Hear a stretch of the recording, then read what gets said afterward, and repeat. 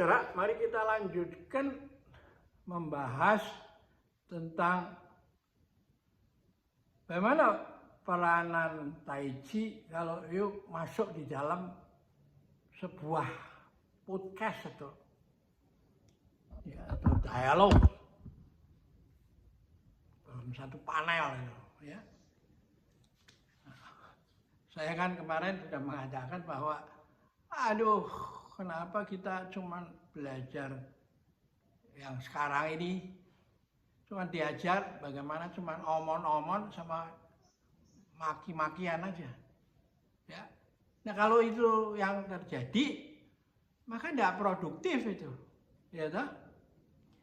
Jadi di podcast itu kita lihat orang saling maki-memaki dan menggunakan bahasa yang tidak lazim itu untuk satu pertemuan di kalangan orang yang berpengetahuan, itu berpendidikan. Kan?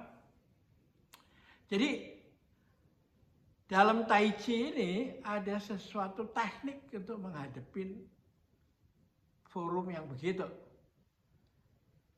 Dan yang menarik adalah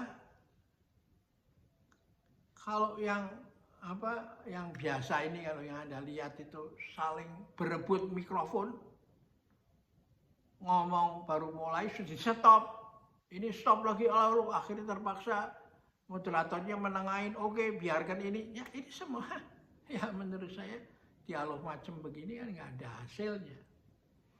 Nah Konfusius mengajar bagaimana manusia itu harus belajar sepanjang hidup.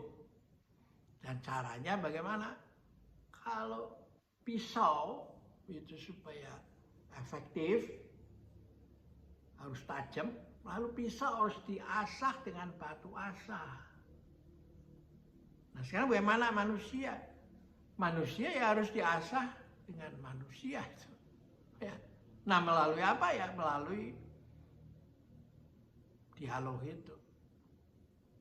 Nah, orang-orang Zen itu menarik karena dia bisa mengelaborate sebuah perdebatan itu yang disebut Dharma duel. Itu bukan model maki-memaki, itu salah menyalahkan, aku benar, kamu salah, aku benar, kamu salah.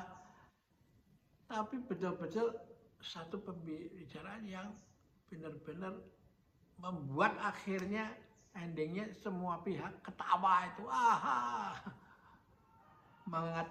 menertawakan dirinya sendiri, bukan menertawakan orang lain, skakmat apa segala. Itu mah manajemen yang masih level rendah ya. Nah bagaimana Zen Master itu berperanan ketika dia berdebat dengan muridnya atau expert lain, filosof atau apa yang di dalam kehidupan sehari-hari itu dianggap orang yang pandai. Nah, dia menggunakan pendekatan minimalis itu. Sebagai contoh, seorang raja datang ke mana? Ke kuil dan lalu minta petunjuk bagaimana mengatur supaya saya bisa memerintah dengan baik. Nah, Zen Master itu menggunakan pendekatan minimalis itu. Setelah mendengar pertanyaan itu, langsung dia balas saja, bertanya lagi, bukan menjawab. Kamu bisa nggak membedakan antara emas dengan kotoran sapi? Si rajanya kan bingung, langsung aja spontan menjawab, emas pasti lebih berharga. Setelah keluar jurusnya itu, baru Zen Masternya mulai masuk.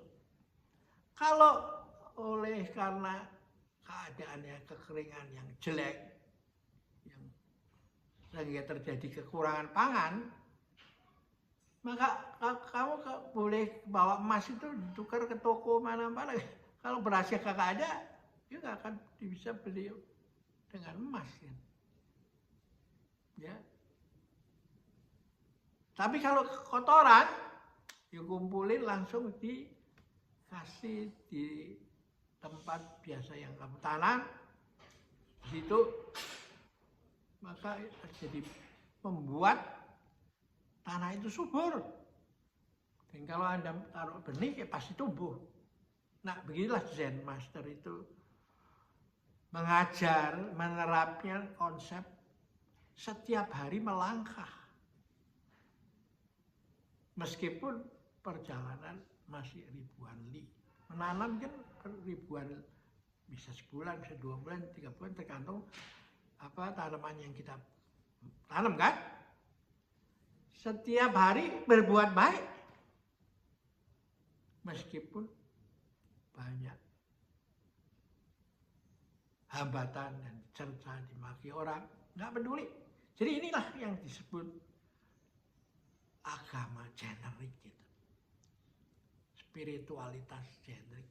Singkat, nggak bertele-tele.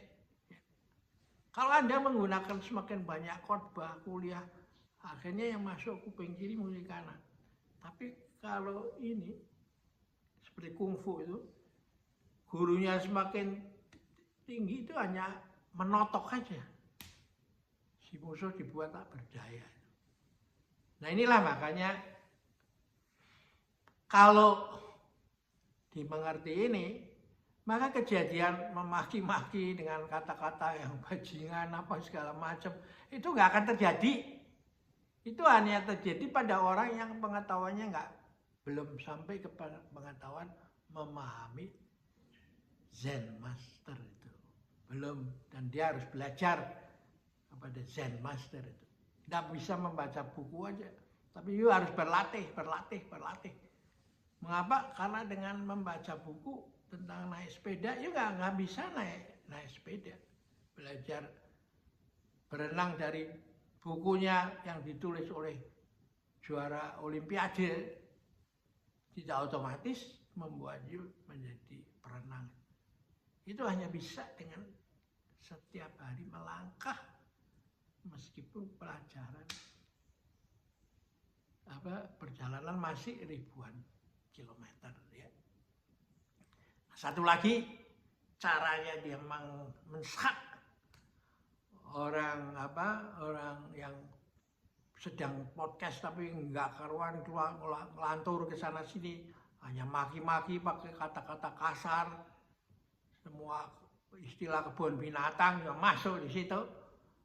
Ada satu contoh, yaitu ada 2 orang berdebat dan mau teriak-teriak dan mukanya merah, soalnya kalau sebentar lagi aja udah pukul-pukulan. Nah gurunya yang sedang lewat dia tanya, you ngapain kok ngomong berisik ini ganggu orang? Ya guru, saya bilang karena angin bertiup bendera berkibar. Tapi dia bilang karena bendera berkibar angin bertiup. Gurunya lalu mengadakan not the wind, not the flag, bukan angin, bukan pula bendera. Yang berkibar adalah kepalamu itu, pikiran egomu itu. Ya. Kalau di Jawa ini ada kata-kata yang makjleb itu, ndasmu itu. Nah, mendengar itu semua 2 murid yang tadi mau berkelahi jadi ngakak. Dan akhirnya bersalaman itu. Dia tahu bahwa dia salah. Itu yang disebut the Dharma duel itu. Bukan kayak podcast-podcastan debat-debat kusir gitu.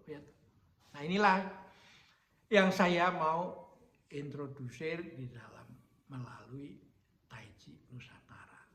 Ya, karena Taiji Nusantara ini tujuannya adalah mencapai musyawarah untuk mufakat yang bisa dikerjakan ya.